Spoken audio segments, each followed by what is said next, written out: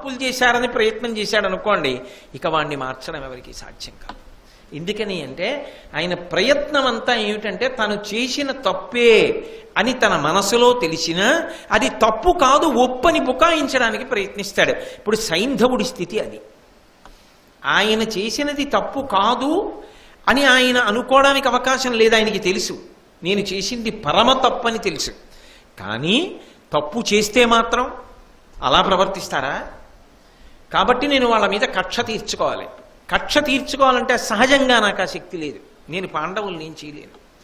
ఇప్పుడు పాండవులను చెయ్యాలంటే నాకు పరమశివ అనుగ్రహంగా రావాలి ఆ శక్తి. దైవం నుంచి వచ్చినటువంటి దాన్ని అధిగమించడం పాండవులకు మాత్రం ఎందుకు సాధ్యం అవుతుంది? అందుకని 5 పాండవుల్ని ససైన్యంగా గెలిచేటటువంటి శక్తిని మన అడిగాడు.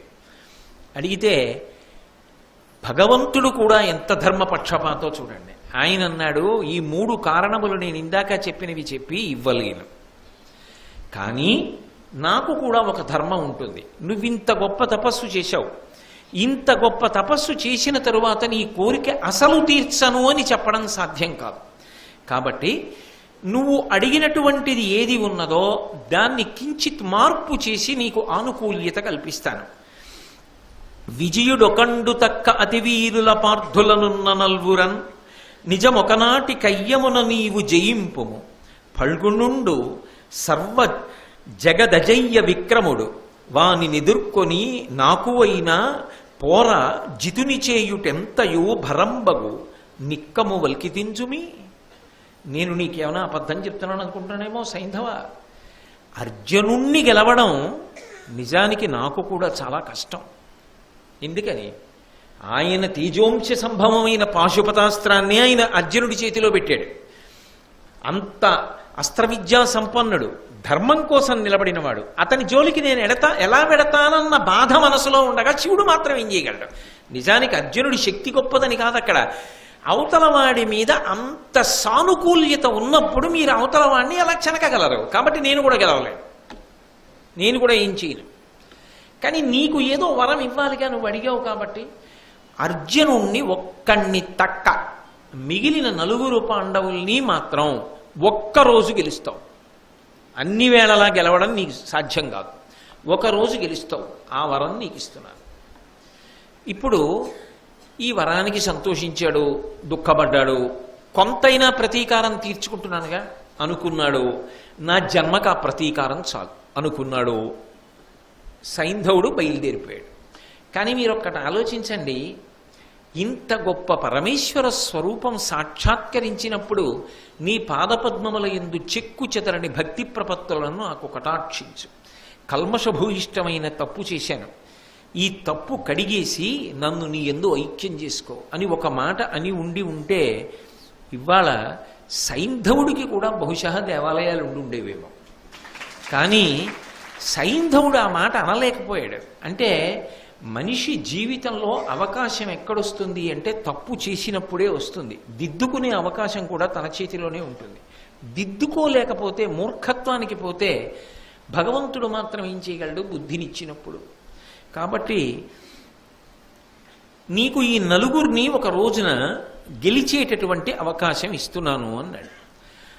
కురుక్షేత్ర సంగ్రామం జరుగుతుండగా ఒక రోజున ఈ అర్జునుడు సంశప్తకులు అనబడేటటువంటి వాళ్ళని గెలవడం కోసం, వాళ్లతో యుద్ధం చేయడం కోసం కురుక్షేత్ర సంగ్రామ భూమికి దూరంగా వెళ్ళాడు.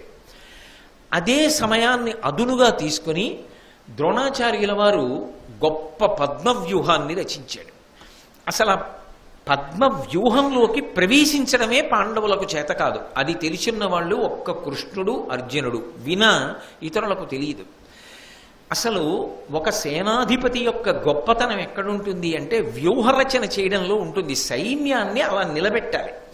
అలా నిలబడితే అసలు అందులోకి ప్రవేశించడం దుస్సాధ్యం అనుకోండి, తన సైన్యాన్ని తాను రక్షించుకుంటాడు, ఎదిరి సైన్యాన్ని నష్టపరుస్తాడు.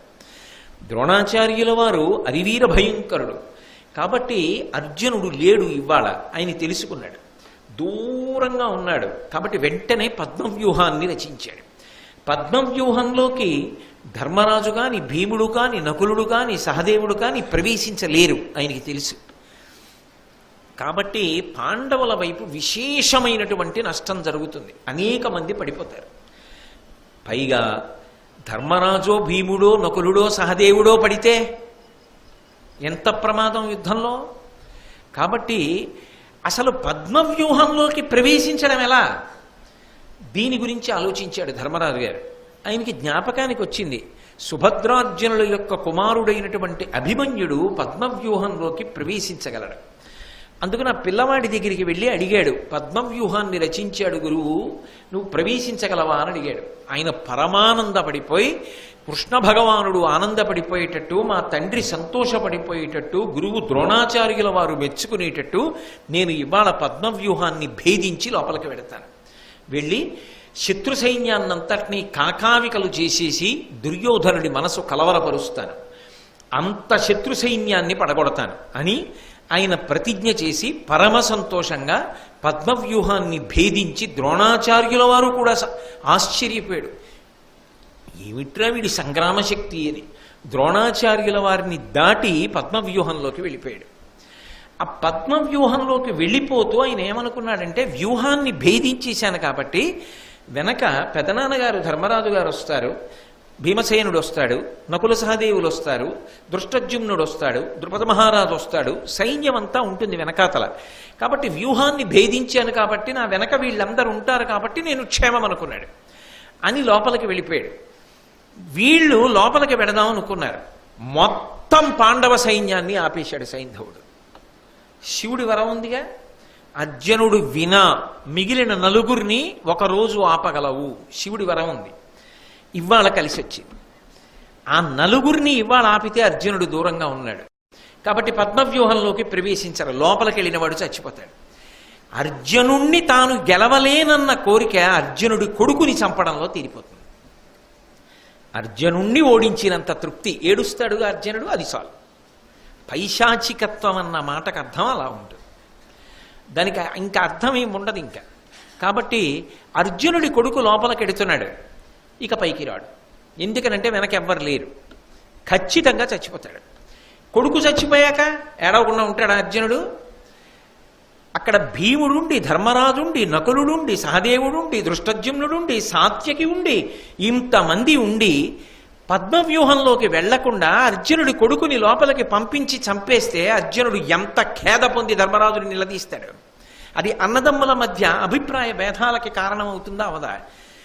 ఈ ఒక్క రోజు నేను అటకాయించడం తరువాతి కాలంలో పాండవులు వాళ్ళల్లో వాళ్ళు దెబ్బలాడుకోవడానికి కూడా కారణం కావచ్చు. కాబట్టి నా కక్ష తీరడానికి ఇది చాలా గొప్ప సమయం అనుకున్నాడు.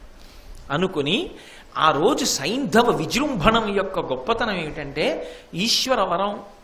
ఆయనకి ఎంత శక్తి వచ్చేసిందంటే ఒక పెద్ద గోడ కట్టినట్టుగా అసలు పాండవ సైన్యంలో ఎవ్వడిని పద్మవ్యూహంలోకి ప్రవేశించకుండా ఆపేశాడు. ఈ వ్యూహంలో ఉన్న సైన్యం వచ్చి పాండవ సైన్యం మీద పడిపోయింది.